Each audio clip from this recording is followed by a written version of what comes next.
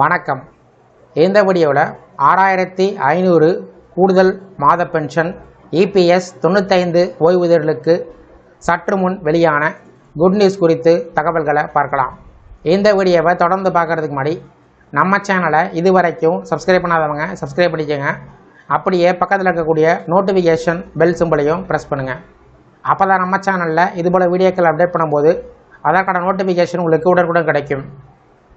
EPS 95 திட்டத்தின் கீழ் கிடைக்கக்கூடிய குறைந்தபட்ச ஓய்வூதியத்தை 1000 ரூபாயிலிருந்து 5000 ரூபாய் முதல் 7500 ரூபாய் வரை உயர்த்த வேண்டும் என்ற கோரிக்கை பல ஆண்டுகளாக ஓய்வூதியதாரரிடம் இருந்து வருகிறது. விலைவாசி உயர்வு காரணமாக தற்போதைய தொகை என்பது வாழ்வாதாரத்திற்கு போதவில்லை என்பது அவர்களுடைய முக்கியமான வாதம். இந்த நிலையில் சமீபத்தில் நாடாளுமன்றத்தில் தொழிலாளர் நலத்துறை அமைச்சர் மன்சுக் மாண்டவியா இது குறித்து விளக்கமளித்தார். அவர் கூறியிருப்பதாவது: ஓய்வூதிய நிதியினுடைய நீண்டகால நிலைத்தன்மை மிகவும் முக்கியம்.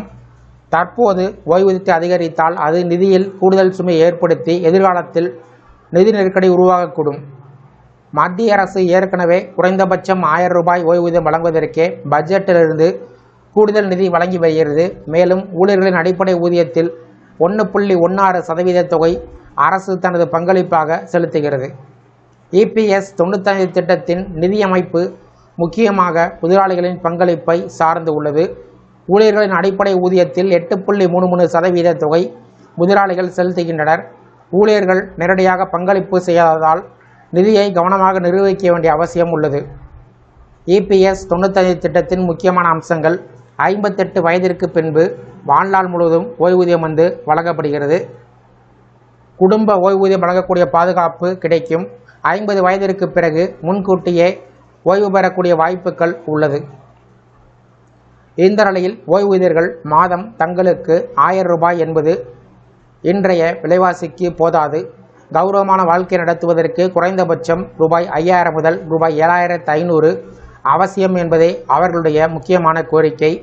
மேலும் பகத்சிங் கோஷியாரி குழு பரிந்துரைகளையும் அவர்கள் அமல்படுத்த வேண்டும் என்று வலியுறுத்துகின்றனர்.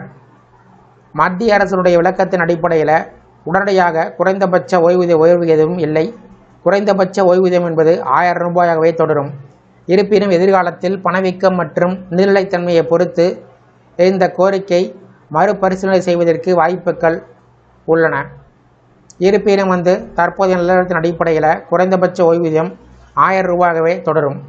இந்த வீடியோ குறித்த உங்களுடைய கருத்துக்களை கமெண்ட் செக்ஷனில் கமெண்ட் பண்ணுங்கள். இந்த வீடியோ பிடிச்சிருந்தால் வீடியோக்கு ஒரு லைக் பண்ணுங்கள். இந்த வீடியோவை உங்களுடைய நண்பர்கள் மற்றும் உறவினர்களுக்கும் ஷேர் பண்ணுங்கள். நன்றி.